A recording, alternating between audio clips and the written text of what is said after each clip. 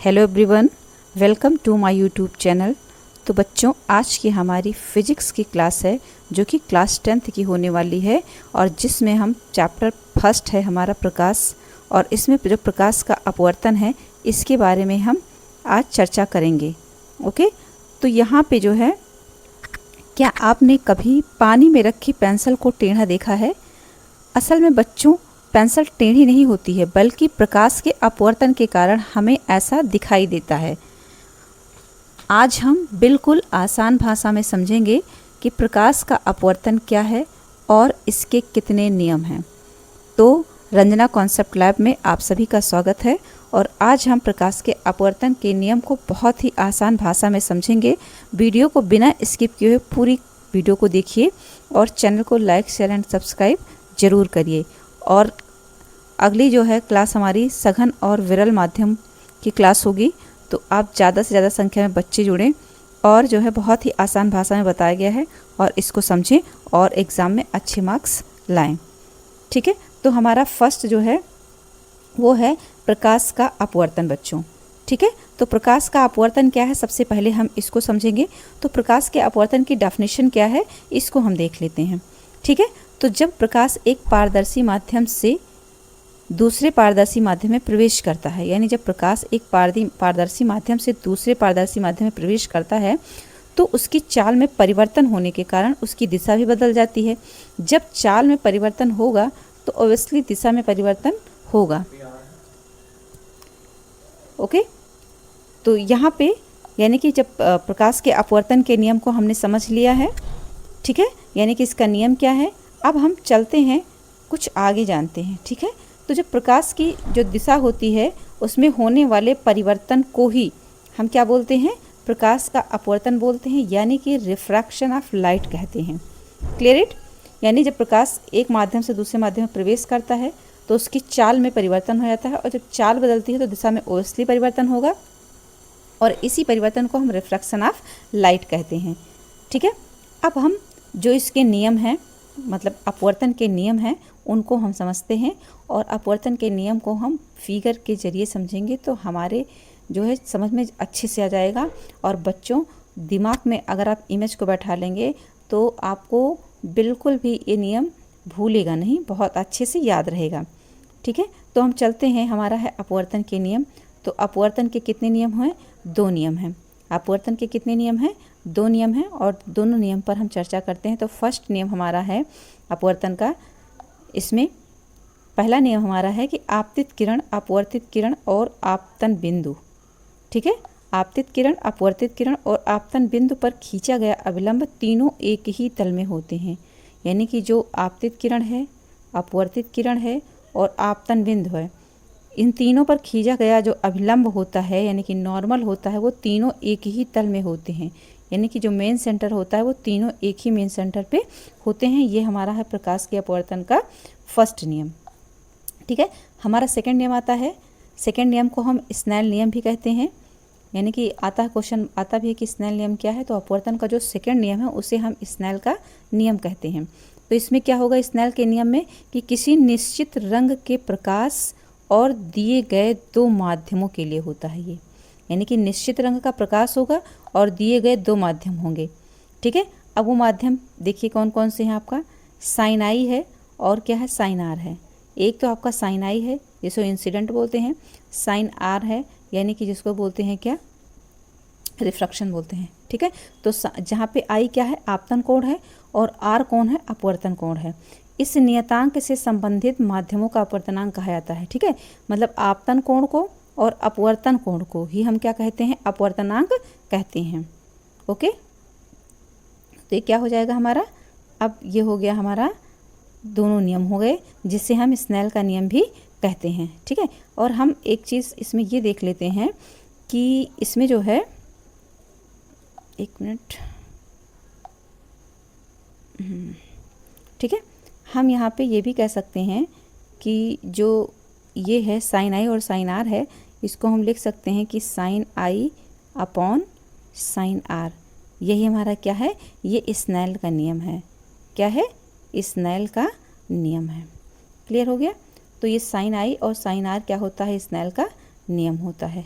ठीक है, अब चलते हैं हम नेक्स्ट, यानी कि जो अपवर्तन के नियम, जो 2 नियम मैंने बताया है, पहला नियम और दूसरा नियम, और दूसरे नियम को हम स्नेल का नियम भी कहते हैं।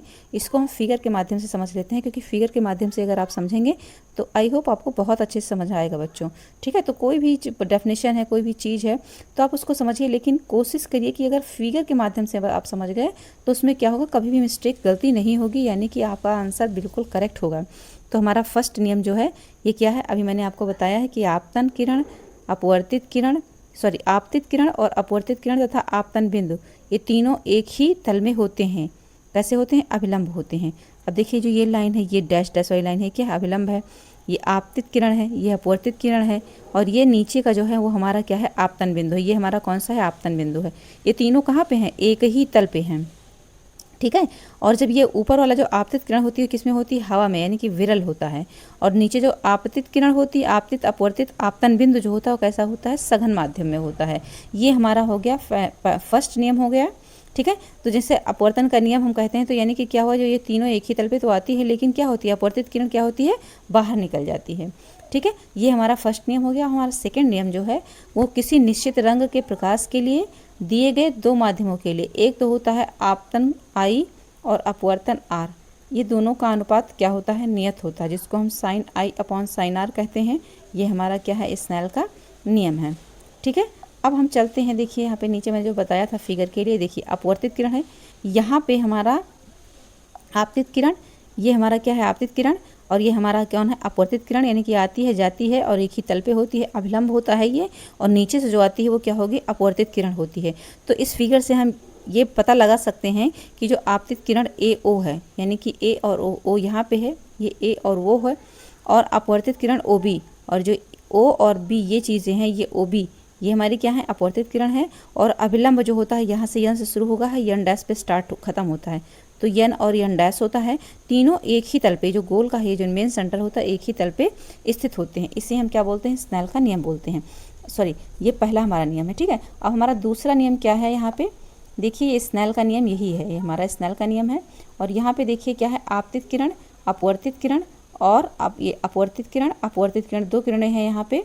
और यहाँ पे देखिए कि जो सघन माध्यम और विरल माध्यम है, तो इसमें क्या है कि किसी निश्चित रंग के प्रकाश के लिए, यहाँ पे देखिए थोड़ा सा देख लेते हैं इसको, कि किसी निश्चित रंग के प्रकाश के लिए दिए गए माध्यमों के लिए साइन I और साइन R का मान सदैव क्या होता है, नियत होता है। जब नियत होगा तो इसीलिए हम बोलते हैं sine I upon sine R। ठीक है, इस नियतांक को सबसे ज़्यादा क्या होता है, मतलब संबंधित माध्यमों का अपवर्तनांक कहते हैं, और इसे अपवर्तनांक को किससे करते हैं, प्रदर्शित म्यू से। इसको जो ये उल्टा यू बना होता है, इसको हम हिंदी में बोलते हैं म्यू। क्या बोलते हैं, म्यू बोलते हैं। तो इसको बच्चों आप देख लीजिएगा, इसको बोलते हैं हम म्यू बोलते हैं। ठीक है, तो यहाँ पे साइन I और साइन R जो होता है वो क्या होता है, नियतांक होता है। तो म्यू बराबर हम लिख सकते हैं sine I upon sine R।